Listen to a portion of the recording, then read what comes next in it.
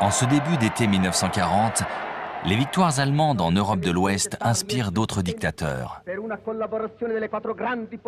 En Italie, Benito Mussolini rêve de partir à la conquête d'un continent, l'Afrique.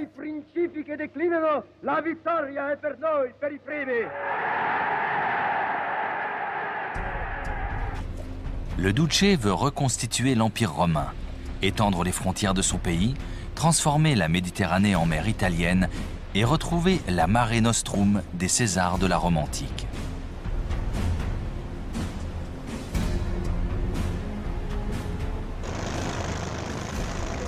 Mais son rêve mégalomane va se transformer en cauchemar. Un désastre qui finira par la mort du dictateur et dont les conséquences affaibliront considérablement son principal allié, Adolf Hitler.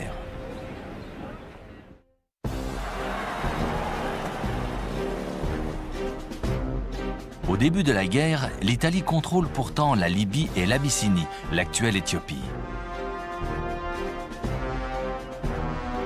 La stratégie de Mussolini est simple: agrandir la zone contrôlée par les Italiens en s'emparant de l'Égypte et du Soudan, jusqu'alors britanniques.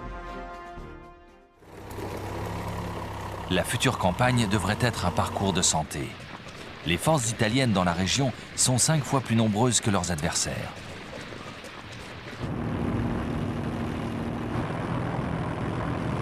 En septembre 1940, Mussolini lance l'offensive en Égypte. Ses troupes s'emparent du petit port de Sidi Barrani.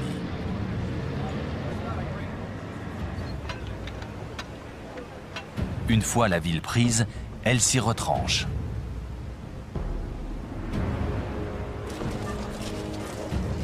Mais les Britanniques réagissent. Ils concentrent leurs forces pour tenter une contre-attaque.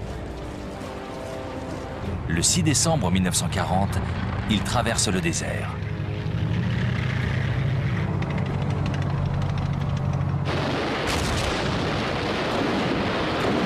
Quatre jours plus tard, ils bousculent les défenses italiennes.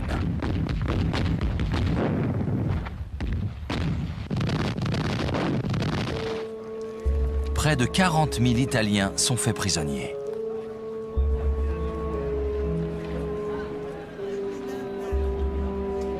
Cette défaite révèle déjà les faiblesses des soldats fascistes. Les vaincus battent en retraite vers la frontière libyenne.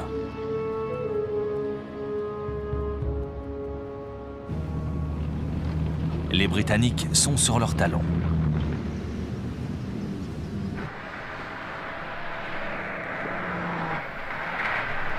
En moins d'un mois, les hommes du major général Richard O'Connor s'enfoncent en Libye sur près de 900 km.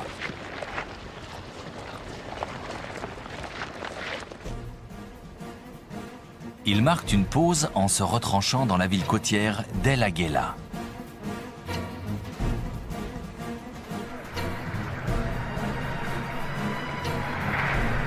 La moitié de la Libye italienne est tombée. 100 000 soldats ont été faits prisonniers.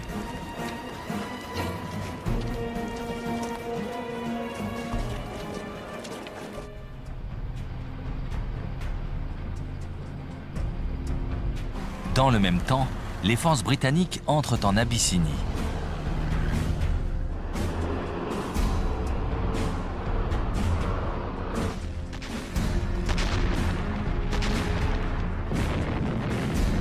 Les combats vont durer près d'1 an. Le terrain accidenté gêne considérablement les communications et les transports. Mais à la fin, les Italiens se rendent comme partout ailleurs. Il n'y a pas qu'en Afrique où la situation est préoccupante. Mussolini accumule les échecs, obligeant bientôt l'Allemagne à sortir du bois.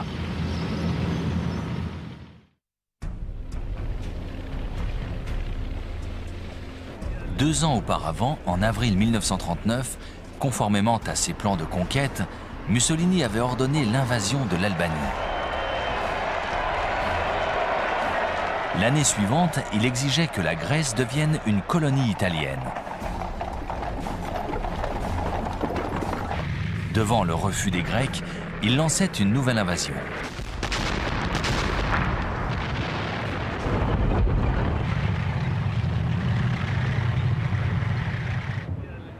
Les Italiens étaient 2 fois plus nombreux, mais l'armée grecque réussit pourtant à contenir leur offensive.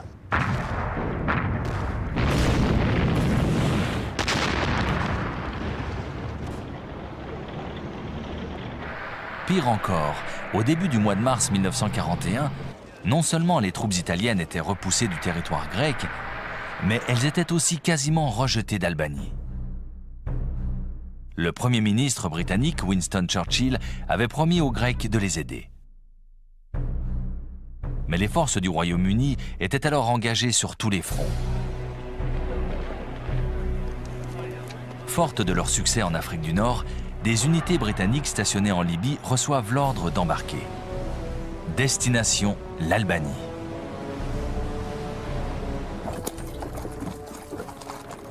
Les troupes de Mussolini sont bousculées dans les Balkans.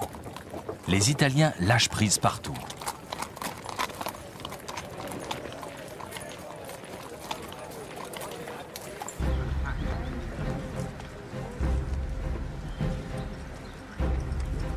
Hitler est devant un dilemme.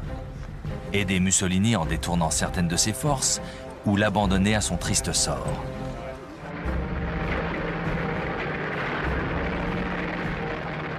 Il choisit d'intervenir. En avril 1941, près d'1 demi-million d'hommes pénètrent en Yougoslavie, puis en Grèce.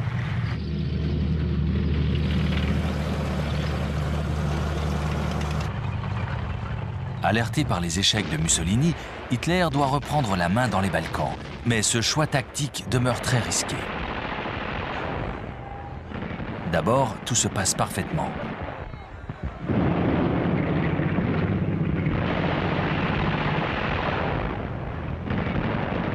Malgré l'aide britannique, les Grecs sont incapables de résister à l'offensive allemande. À la fin du mois d'avril, les forces de l'Axe s'emparent finalement d'Athènes.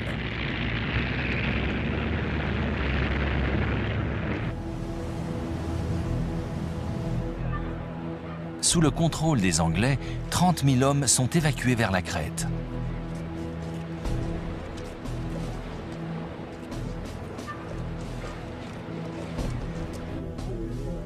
Mais Hitler décide de les en chasser.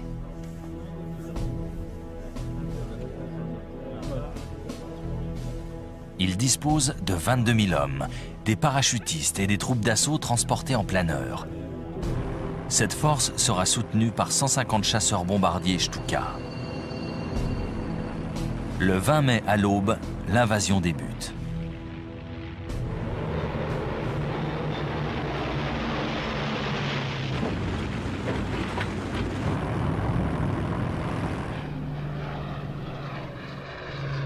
Les attaques se concentrent d'abord sur les principaux terrains d'aviation. Les Alliés sont soumis à rude épreuve. Les raids aériens se succèdent. Les bombes pleuvent.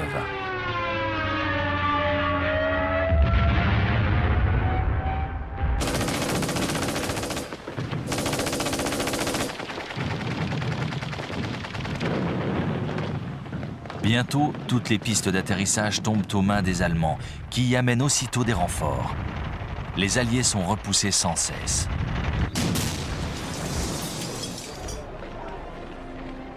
Deux semaines après le début de l'offensive, tout est fini. 15 000 soldats alliés ont été évacués.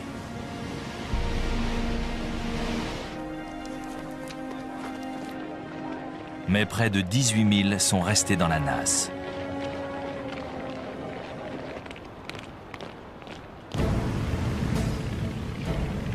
Les forces de l'Axe contrôlent maintenant la plus grande partie de la Méditerranée. Elles coupent surtout la plupart des voies de ravitaillement à destination de l'Afrique du Nord. Hitler semble avoir gagné son pari.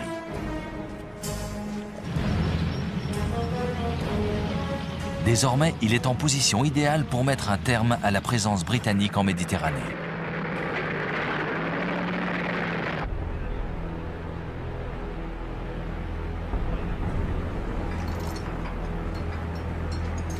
En février 1941, un jeune général allemand débarque dans le port libyen de Tripoli.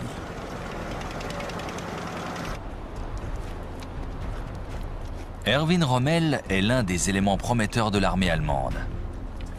Hitler lui a confié la mission de secourir l'allié italien et de conquérir toute l'Afrique du Nord.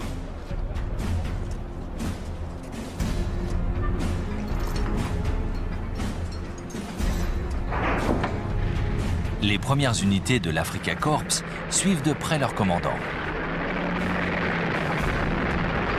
16 000 hommes et près d'1 millier de chars, tous prélevés sur le front européen.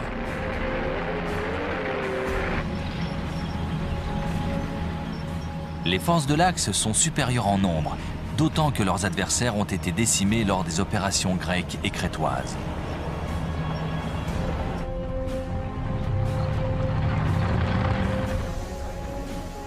Rommel monte à l'assaut de leur position à El Agheila et passe à l'attaque.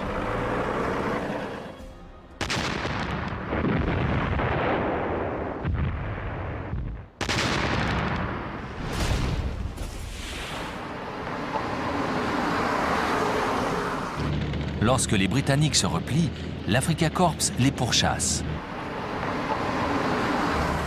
En quelques semaines, les Alliés sont refoulés jusqu'à la frontière égyptienne.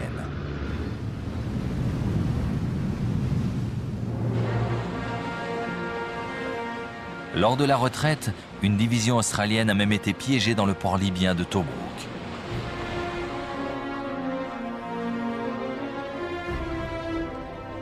Le commandant britannique, Sir Archibald Wavell, tente par 2 fois de rompre l'encerclement.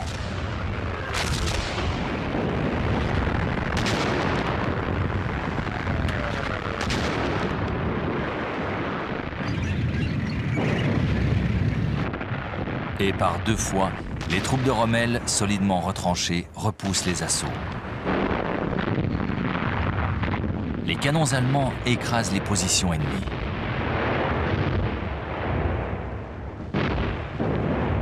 Les batteries antiaériennes de 88 mm utilisées contre les tanks font des ravages dans les rangs alliés.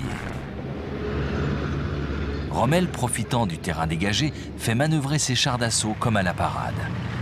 Il applique la tactique qui deviendra sa marque de fabrique. Déborder son adversaire et attaquer ses flancs sans répit.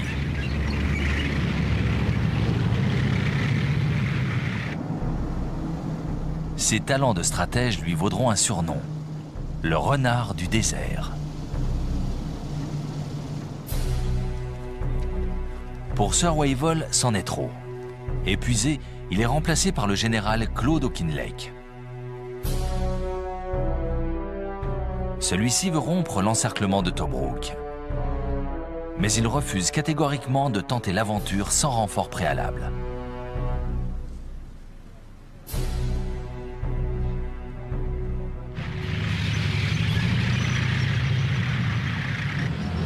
Le 18 novembre 1941, il peut enfin lancer son assaut.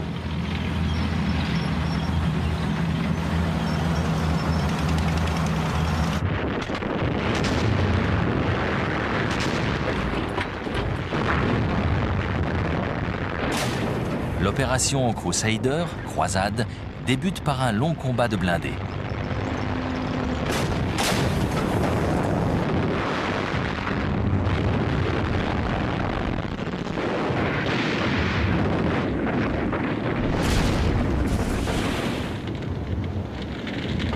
Une fois de plus, les chars d'assaut britanniques subissent de lourdes pertes. Malgré ces dégâts, l'infanterie poursuit sa progression.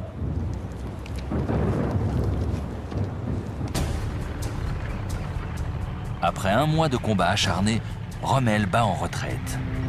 Tobrouk n'est plus assiégé. Les forces de l'Axe se replient le long de la côte et retournent finalement à leur point de départ, El Agheila.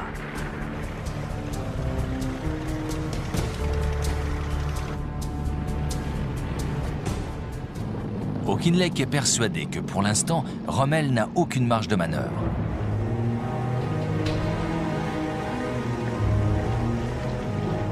Il décide de disperser ses unités le long de la côte et de les laisser se reposer.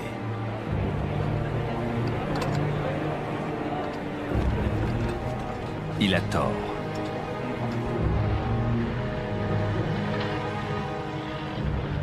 2 mois plus tard, en janvier 1942, l'Afrika Korps repart à l'attaque.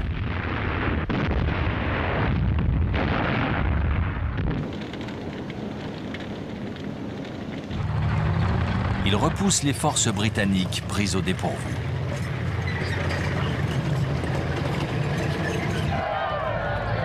Elles refluent le long de la côte.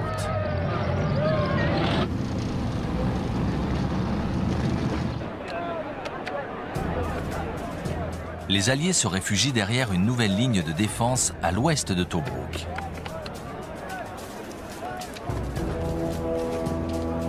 Ils se retranchent dans une série de fortifications bientôt surnommée la ligne Gazala. Rommel décide de s'en emparer au mois de mai 1942.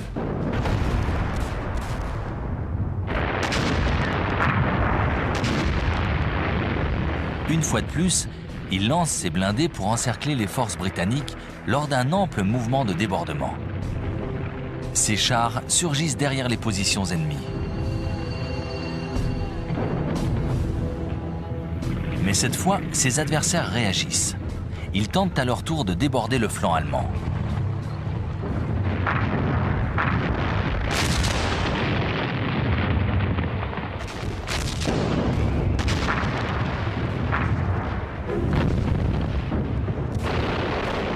Pendant 3 semaines, chacune des deux armées va tenter de bloquer les manœuvres de sa rivale.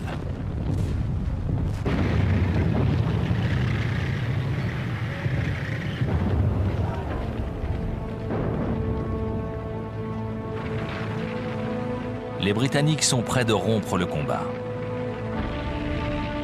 Finalement, les Allemands submergent leur position. Rommel a la victoire à portée de main.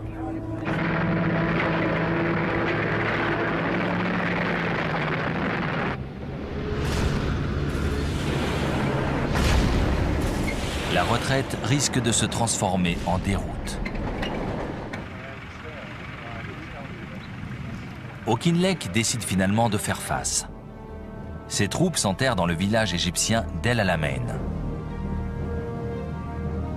Son aile sud prend position dans la dépression de Katara, une zone impraticable pour les chars d'assaut. Le 1er juillet 1942, Rommel passe à l'attaque.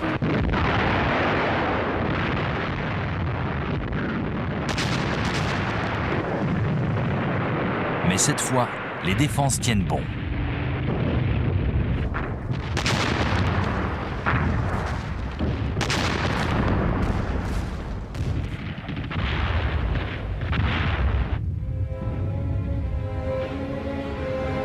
Rommel a dangereusement étendu ses lignes d'approvisionnement. Ses équipages manquent d'essence. Il décide de décrocher.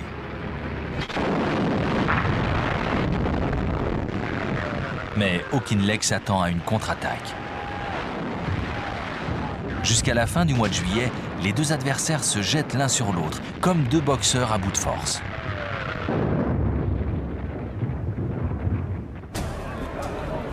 Churchill est furieux.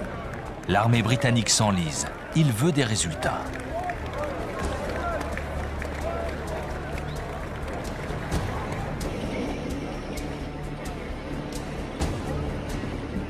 Pour lui, l'heure est venue de relever Auchinleck de ses fonctions. Ce ne sont pas moins de 2 généraux qui sont nommés pour le remplacer. À l'Est, le commandant en chef, le général Harold Alexander. Et pour diriger la 8e armée, un officier dont le nom va rentrer dans l'histoire, Bernard Montgomery. Les Alliés et les forces de l'Axe se sont écharpés pendant des mois. Mais aucun n'est sorti vainqueur et personne ne peut dire qui remportera la partie. Pour vaincre, les Britanniques n'ont qu'une solution: couper définitivement les voies d'approvisionnement allemandes.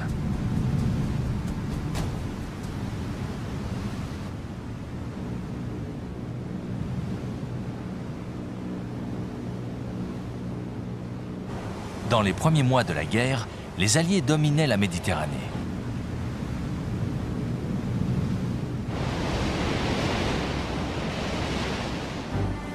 Les convois pétroliers provenant du Moyen-Orient la traversaient sans encombre. Les routes maritimes vers l'Inde et l'Asie étaient ouvertes.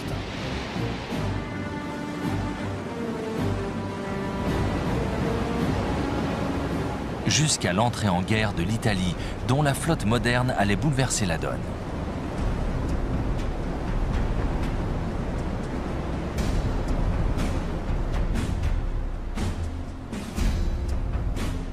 La stratégie italienne est simple. Harceler l'île de Malte, pivot central du dispositif britannique dans la région. C'est là que les sous-marins et les avions opérant à l'est viennent faire le plein de carburant. L'île est le port d'attache des bateaux de la Royal Navy qui attaquent sans relâche les convois italiens et allemands à destination de l'Afrique du Nord. Durant l'été 1940, Mussolini décide de la faire bombarder.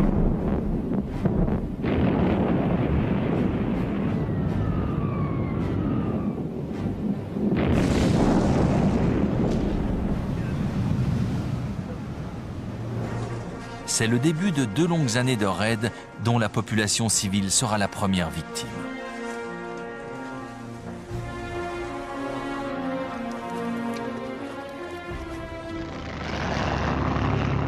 Les Britanniques sont d'abord totalement désemparés.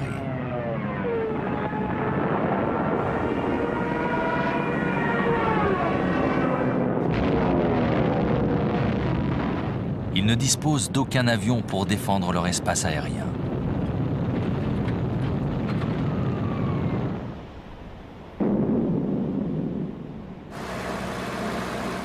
C'est presque par hasard que 4 biplans sont récupérés dans un état pitoyable.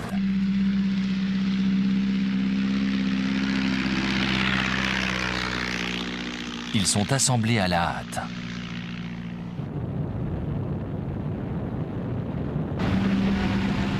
Et opposent finalement une farouche résistance.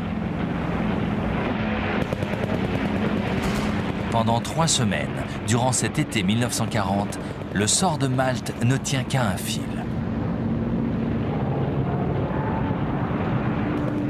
Finalement, des escadrons de chasseurs viennent en renfort. Ils repoussent les bombardiers italiens. Mais jusqu'à quand ?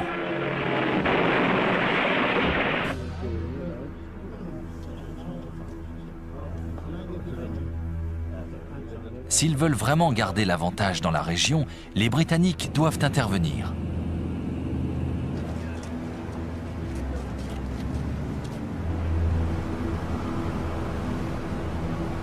Ils vont monter 2 opérations pour mettre KO la marine de guerre italienne.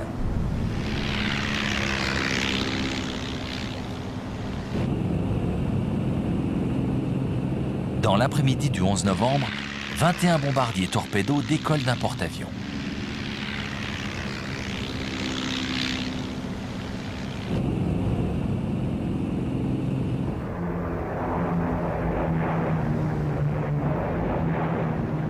Leur objectif, la flotte ennemie ancrée dans la baie de Tarente. Les Italiens ne les attendent pas.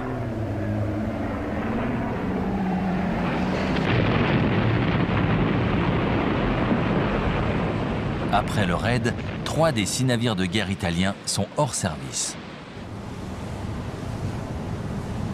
4 mois plus tard, les Britanniques frappent à nouveau.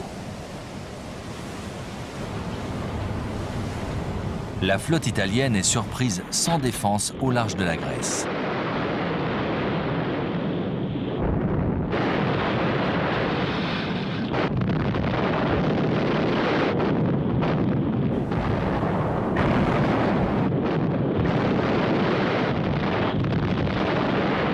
Un 4e bâtiment est gravement endommagé.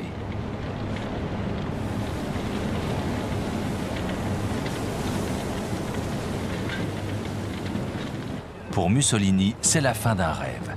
Il ne rivalisera plus avec la flotte du Royaume-Uni en Méditerranée.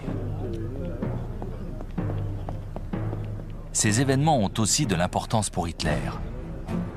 Il paraît désormais évident que le Führer va devoir compenser les insuffisances de son allié italien dans la région. Les voies d'approvisionnement vers l'Afrique du Nord sont de plus en plus menacées. Les Allemands décident d'intervenir.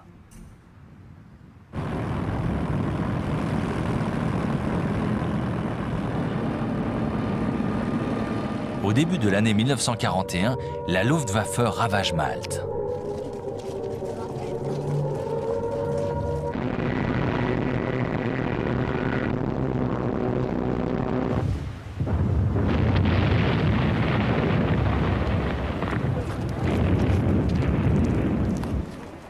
L'île est la proie des bombes. Les raids se succèdent, mois après mois.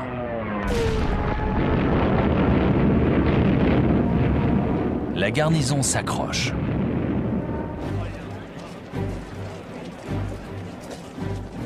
À l'automne 1941, durant une accalmie, elle parvient même à accroître le nombre des attaques contre les convois de ravitaillement ennemis en route vers l'Afrique.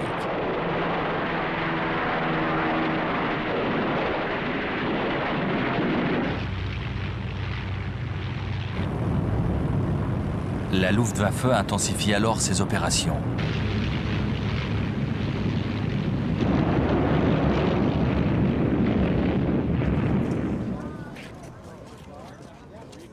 Mais malgré cette fureur destructrice, la population tient bon.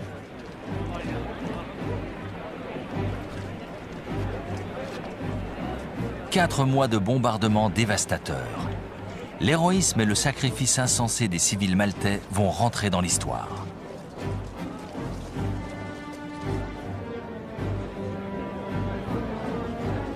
Au mois d'avril 1942, l'île est décorée de la plus haute distinction britannique pour son courage, la Croix de Saint-Georges.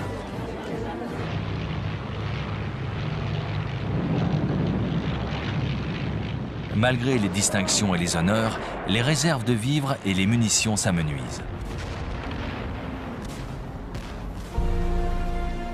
À la mi-juin, plusieurs convois quittent Gibraltar et l'Égypte pour ravitailler l'île.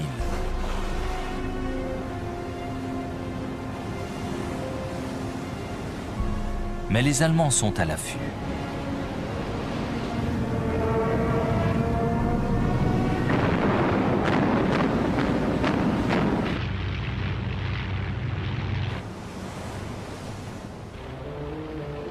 Seuls 2 des 17 bateaux parviennent à bon port.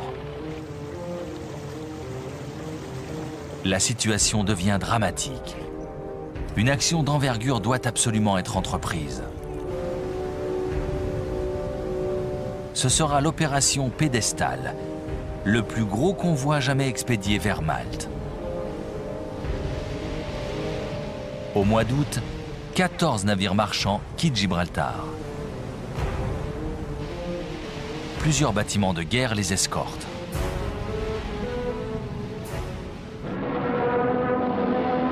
Mais la flotte allemande ne compte pas les laisser passer.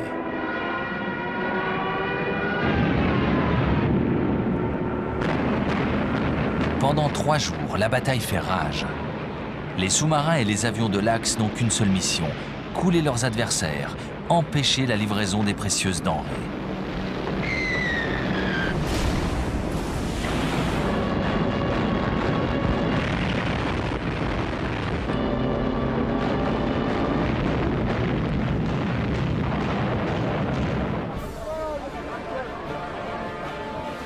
Pourtant, le 4e jour, 5 ravitailleurs parviennent à Malte.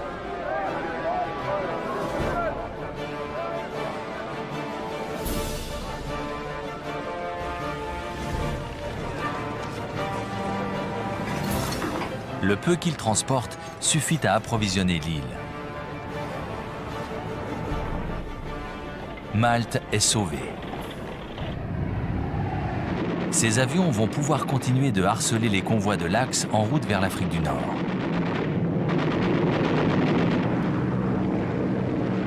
Un avantage stratégique qui va s'avérer crucial dans les mois suivants.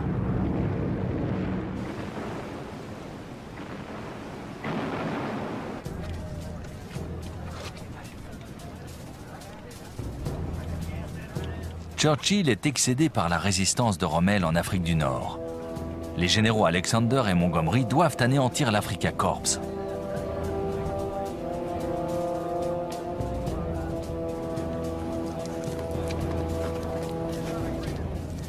La partie va se jouer à un petit détail. Les services de renseignement britanniques ont décrypté les codes de l'armée allemande. Ils savent où et quand l'ennemi va attaquer.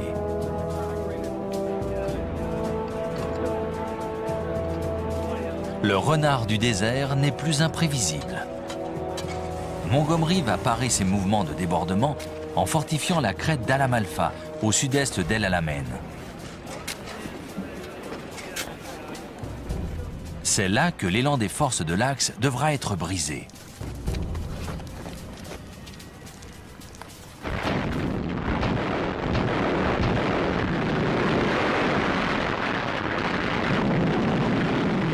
La bataille va durer 3 jours.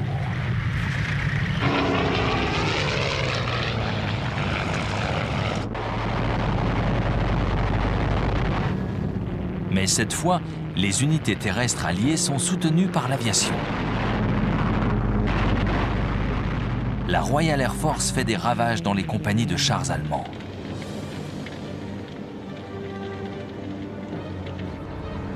Rommel est contraint d'abandonner. Ses blindés n'ont plus d'essence, ils battent en retraite.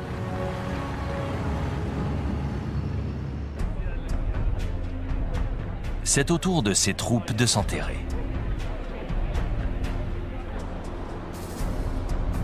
Rommel établit une ligne de défense entre l'impénétrable mer de sable et la côte méditerranéenne.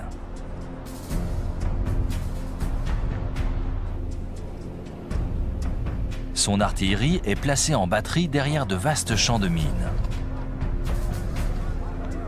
Les divisions de Panzer restent en réserve, prêtes à neutraliser rapidement une éventuelle percée. Montgomery n'ignore pas la solidité de ce formidable rempart. Il sait aussi qu'il ne pourra jamais le contourner.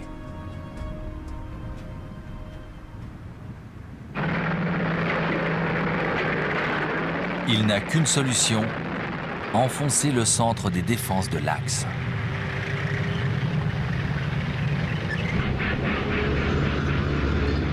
Il dispose désormais de matériel livré par les États-Unis, dont les chars Lee et Sherman, armés d'un canon de 75 mm.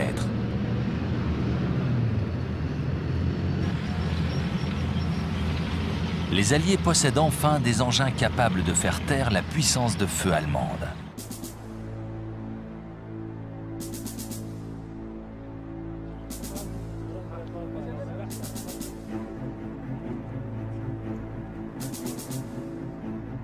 Dans la soirée du 23 octobre 1942, les Britanniques déclenchent un feu d'enfer sur les positions de Rommel.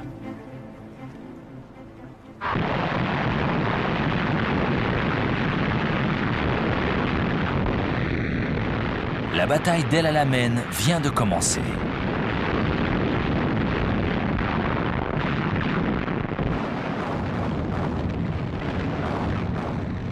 Profitant du bombardement, les sapeurs alliés ouvrent des passages dans les champs de mines.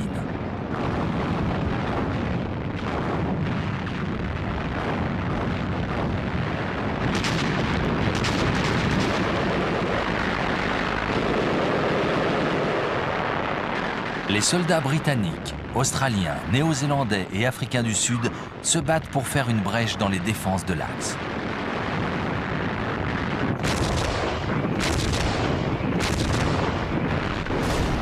L'artillerie allemande fait des ravages dans leurs rangs. Dans les deux camps, les pertes sont sévères.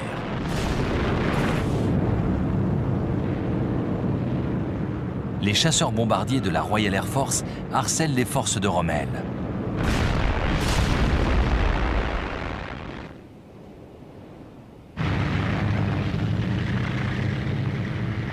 Finalement, après 10 jours de lutte, les Alliés brisent toute résistance.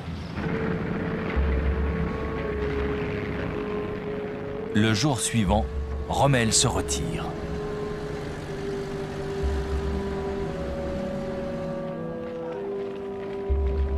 La première grande défaite allemande se dessine peu à peu.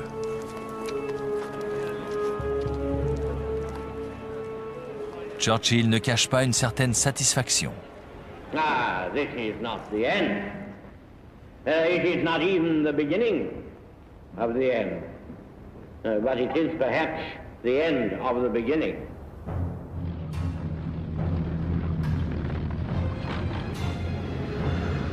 Pendant 2 mois et demi, manœuvrant le long de la côte méditerranéenne, Montgomery repousse son adversaire vers l'ouest, vers la Tunisie.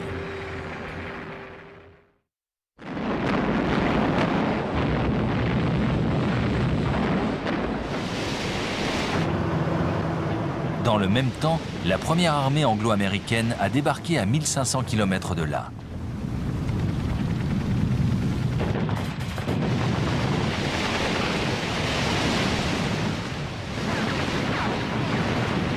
L'opération Torche lui permet de prendre pied au Maroc et en Algérie, alors possession française. Ce corps expéditionnaire va bientôt se mettre en marche vers la Tunisie.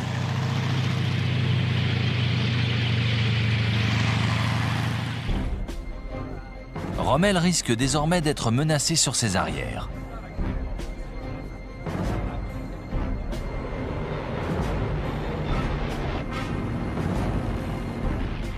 Il compte sur les renforts venus d'Europe pour consolider ses positions et résister à l'écrasement.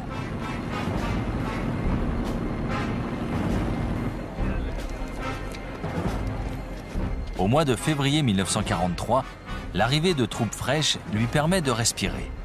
Il bâtit une ligne de défense longue de 150 km au cœur de la Tunisie.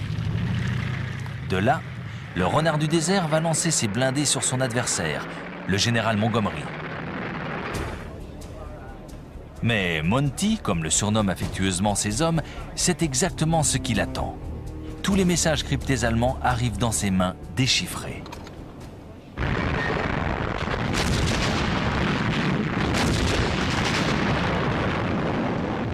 L'artillerie britannique démantèle l'offensive. Les Panzers sont cloués sur place. C'est la dernière bataille de Rommel en Afrique du Nord.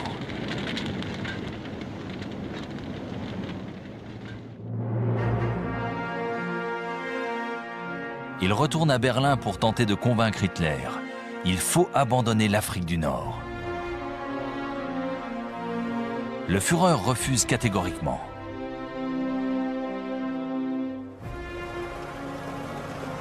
Il commet une grave erreur.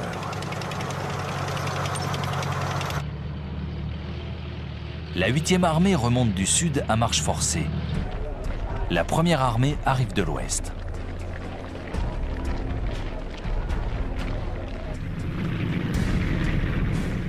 Le 7 mai, les troupes américaines prennent le port de Bizerte. La 7e division blindée britannique, les fameux rats du désert, a pénétré dans Tunis.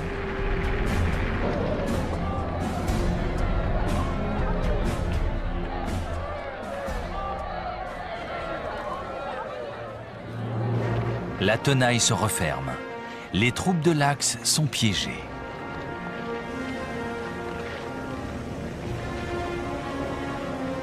Cinq jours plus tard, 250 000 Allemands et Italiens se rendent sans condition. Hitler vient de perdre 2 fois plus d'hommes qu'à Stalingrad 4 mois plus tôt. Le désastre est consommé.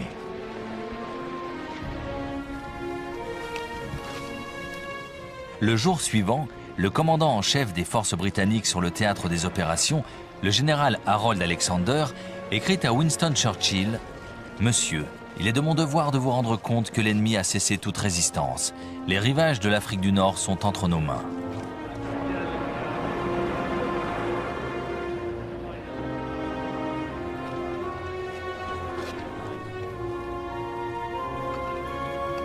Les rêves de conquête mussoliniens viennent de coûter très cher à l'Allemagne.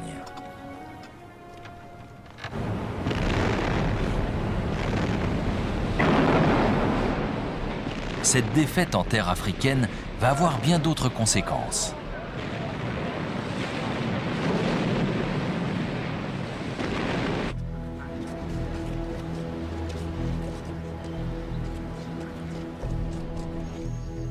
En janvier 1943, lors de la conférence de Casablanca au Maroc, Churchill et Roosevelt s'étaient mis d'accord pour ouvrir un nouveau front en Europe.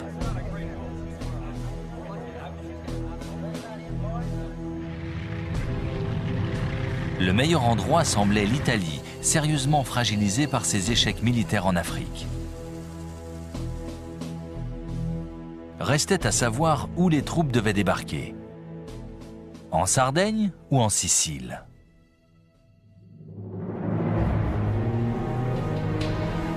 Les Alliés choisissent la Sicile. Mais pour diminuer les risques, ils décident de tromper les Allemands sur leurs véritables intentions en créant une diversion. L'opération Mincemeat, littéralement chair à pâté, est lancée. Un cadavre portant de faux documents secrets est abandonné au large de l'Espagne. Une fois le corps repêché, au mois de mai 1943, les Allemands sont persuadés que les Alliés vont envahir la Sardaigne.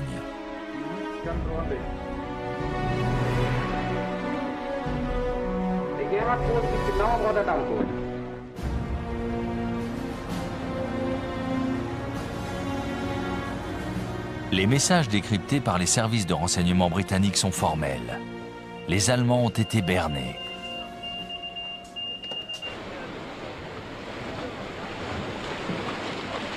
Six semaines plus tard, la 8e armée du général Montgomery débarque dans le sud-est de la Sicile.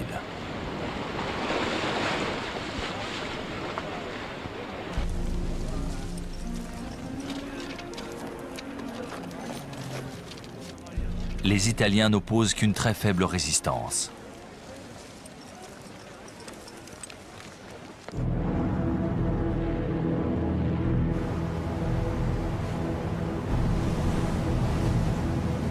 La 7e armée américaine débarque plus à l'ouest, dans le golfe de Gela.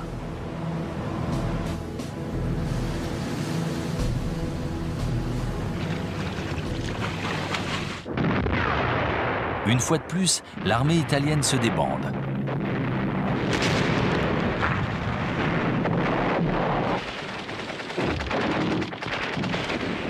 Ce désastre retourne définitivement l'opinion publique.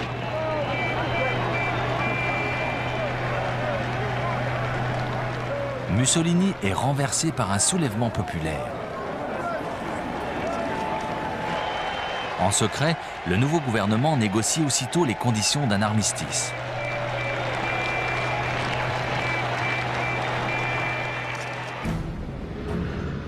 Pour Adolf Hitler, le cauchemar continue. Il est désormais obligé de puiser dans ses maigres ressources pour tenir le front méridional.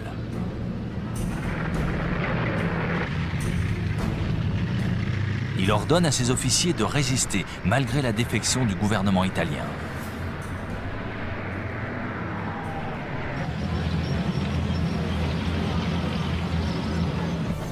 En 5 semaines, les Allemands sont expulsés de Sicile.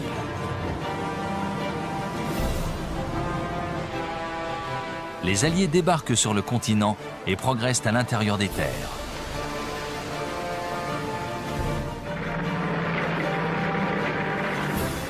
Les troupes américaines font mouvement par l'ouest.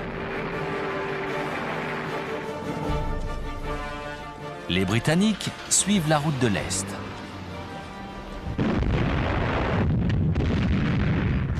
Les Allemands se défendent comme de beaux diables.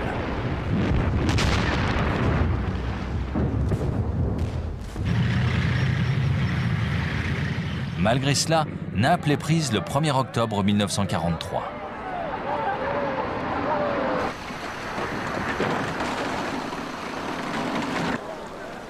Mais les Alliés sont bientôt ralentis. Les combats de l'arrière-garde nazie et les pluies automnales ont raison de leur élan.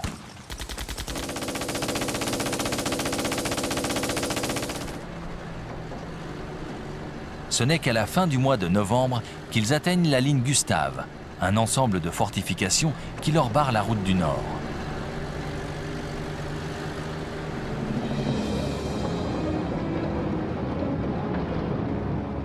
Les forces britanniques ont pour mission de briser l'extrémité orientale de cette défense. Mais les intempéries hivernales les obligent à arrêter leur offensive. Les Américains tentent néanmoins de déborder l'obstacle en empruntant la voie maritime.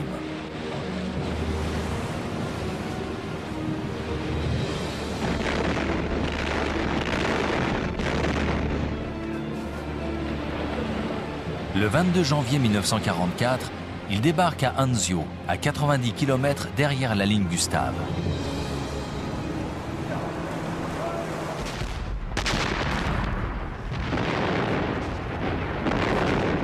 Mais les canons allemands sont là. Les premières vagues de soldats sont clouées sur les plages.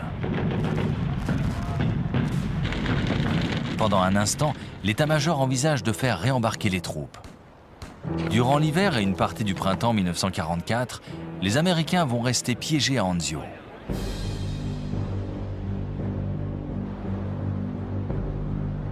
Pour s'emparer de la ligne Gustave, accrochée aux pentes des Apennins, les Alliés décident de faire tomber un élément essentiel du dispositif de défense, le monastère du Mont Cassin.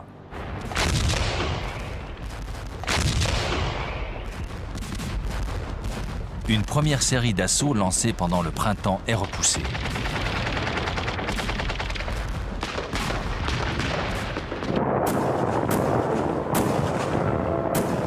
Chaque tentative semble vouée à l'échec. Les Alliés décident de bombarder le monastère.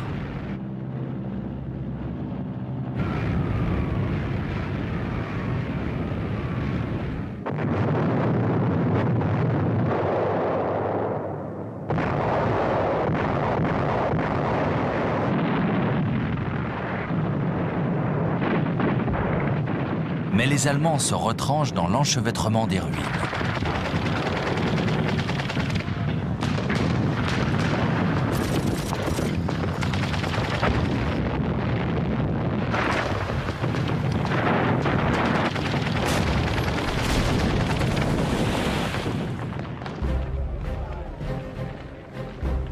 À la fin du printemps 1944, les lignes allemandes cèdent.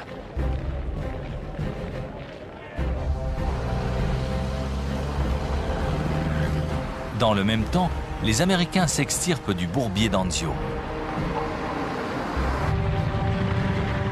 Les forces alliées convergent rapidement sur Rome.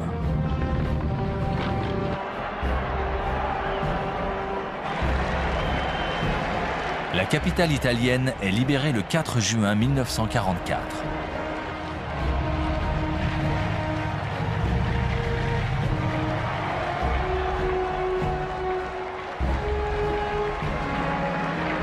Pour Hitler, c'est un nouveau revers.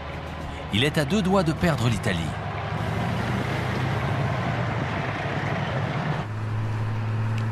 D'autant que ses adversaires poursuivent leur remontée vers le nord.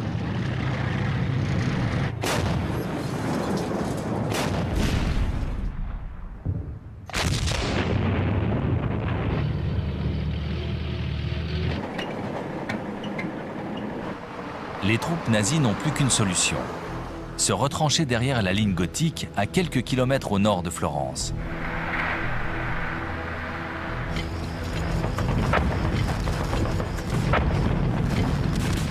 Les intempéries contraignent bientôt les Alliés à arrêter leur progression.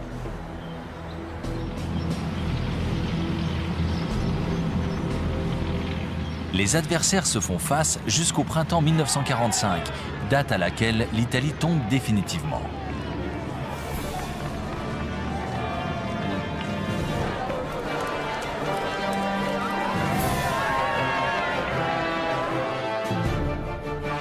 Au mois d'avril, le pays en finit avec la dictature. Le 25, Mussolini est capturé alors qu'il tente de quitter le pays.